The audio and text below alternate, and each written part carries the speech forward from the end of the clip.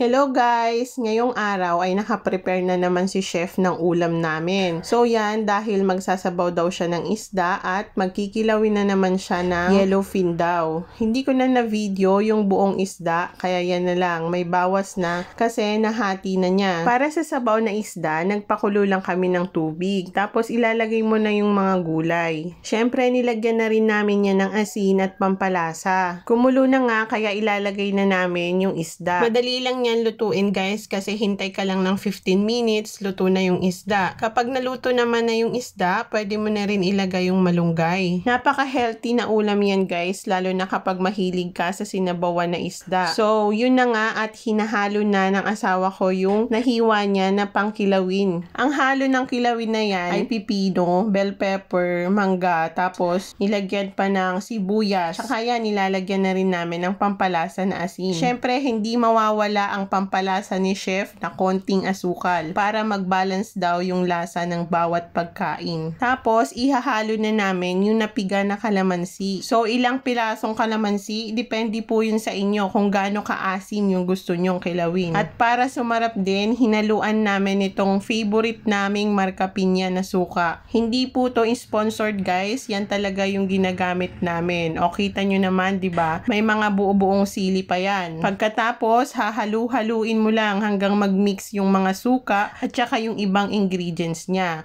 Tapos, ilalagay mo lang sa ref para mababad sa suka yung isda. Paborito talaga ng asawa ko gumawa ng kilawang isda na to. Kaya yung may paborito dyan, gayahin nyo na. Recipe ni chef yan. At eto pa, may pangdagdag ulam pa si chef asawa ko na inihaw na tilapia. Pagkaing pang beach at pang swimming na naman to. Ang sarap pa naman ng inihaw na isda, lalo na kung buhay mo siya iihawin. Manamis-namis, 'di ba? Eto naman yung version ng luto ko. Yung ulam lang ni Bella yung niluto ko, miswa na may kalabasa. Paborito niya kasi yan. Si Kenken naman, kahit saan lang abutan ng antok, kahit dinadaanan, kung saan-saan siya humihiga. Kaya kapag nakatulog na lang siya dyan, ikaw na lang yung iiwas kapag dumaan ka. Nagka-sore eyes nga pala si Kenken guys nung pumunta kami sa Tagaytay. So yan, kakagaling lang niya. Malaki na ulit yung mata niya, kaya nangungulit na naman. At nakahanap nga ako ng eye drops online para sa mga pets. So sinubukan ko at yan, ang tagal nga lang niya dumating guys, pero sulit naman. Isang patak lang, makikita mo na kaagad yung effect. Tapos nawala na kaagad yung pamumula niya. Isiningit ko lang to i-share kasi baka kailangan din ng mga alaga nyo. Tapos eto, meron din akong binili online na product na